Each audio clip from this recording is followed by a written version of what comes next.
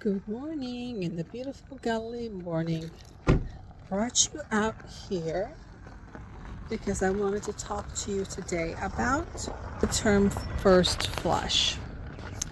This year, it didn't appear to me in the beginning that we were going to have a first flush. What is a first flush? A first flush are the areas of green that you see. You'll see that there are areas of green and areas of brown. But this will be entirely covered with foliage before Passover sometime, depending on when the rains come back again. A first flush comes out with the first heavy rains. This year, I didn't think we were going to have a first flush because it seemed to me that the rains were starting so late in our annual cycles. Ours meaning the 7 species, the one that looks for an omer of barley, cohesive omer of barley to begin the year. Very specific. Most everybody else, except for one group, looks for fields of ripe barley.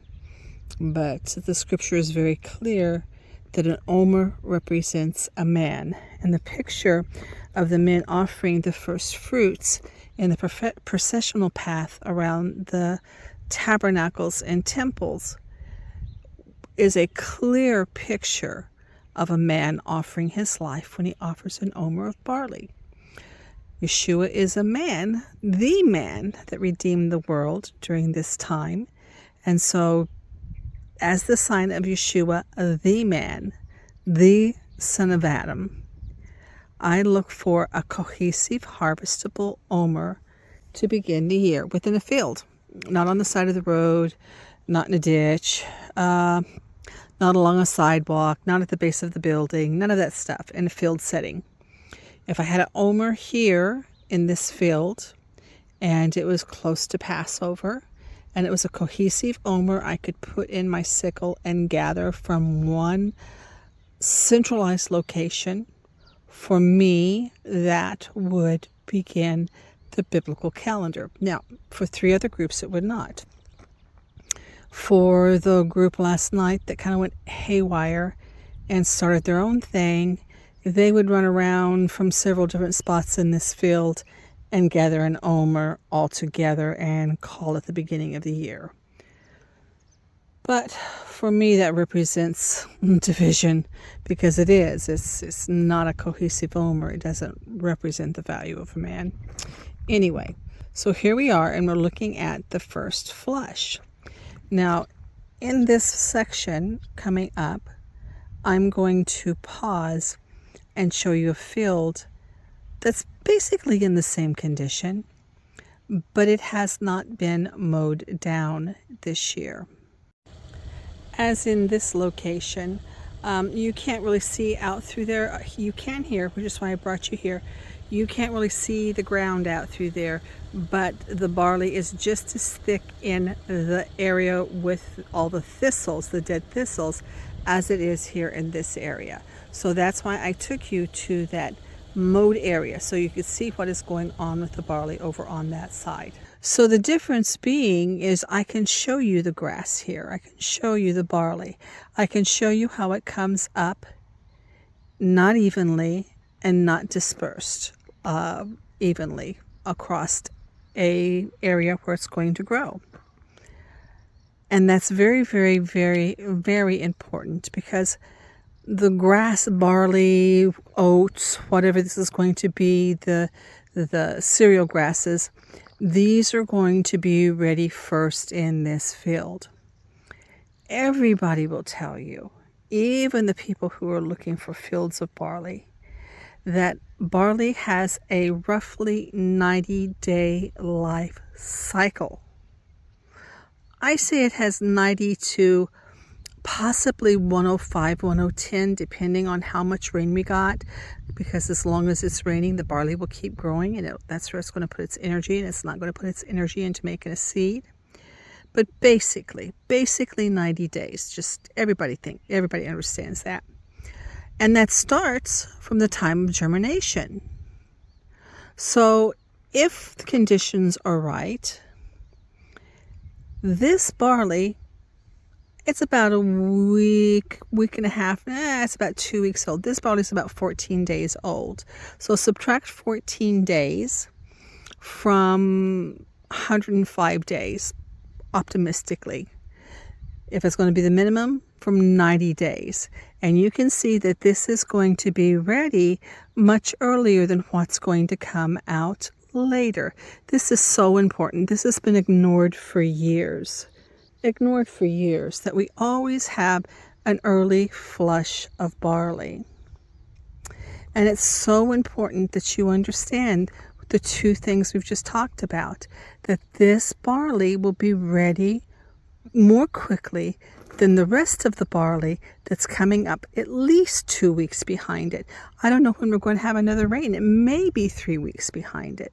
And the other thing I'm impressed with is, for me, from my experience, this is a pretty significant first flush. When you can look across the field over there and see green patches from a distance, this is a pretty significant first flush. Over here as well, pretty significant flushes. Now, this is not an area I normally use. I could use it.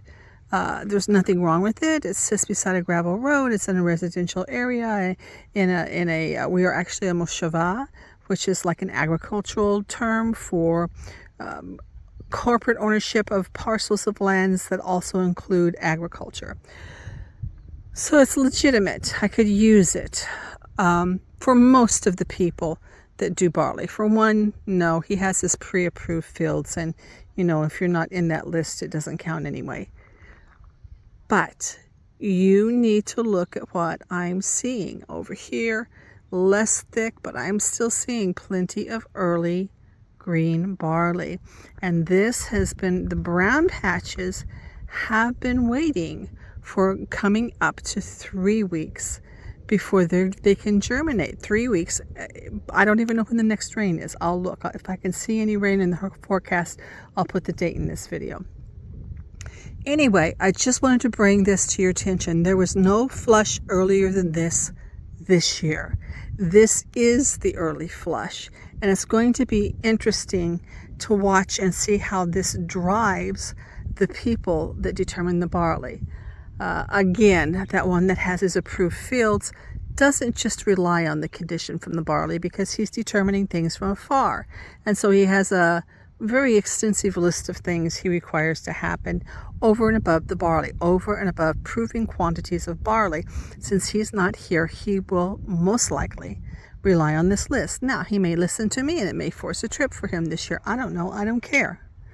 But this is what you're looking at, and it's going to be interesting watching and seeing what the groups do. For me, again, if this was in the month of let's say circa the new moon of Passover, and there was a cohesive omer in this area from some of these early flushes, I would absolutely determine the calendar from this location right here. I hope it again, really pushes the point of how important the grass is, and the rain is, and it doesn't matter when the rain comes, if it's going to cause the barley to be ripe after the equinox or not. This will be a 90-day cycle. And if you wait for the equinox, and if you determine a calendar at a later month, guess what's going to happen to this barley? It's all going to be on the ground, because the clock has started. The 90-day cycle is ticking off for the barley you're looking at right now.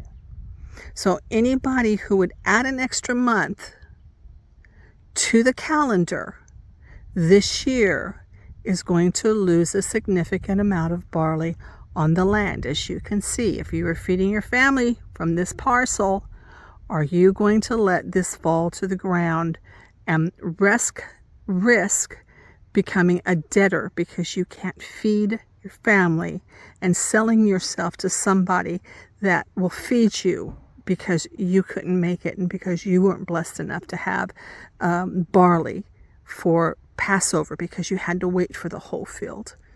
None of this makes any sense, beloved. It has to satisfy the law, has to feed the people. It has to be critical thinking. These people lived from this land. So thanks for watching, and that's it.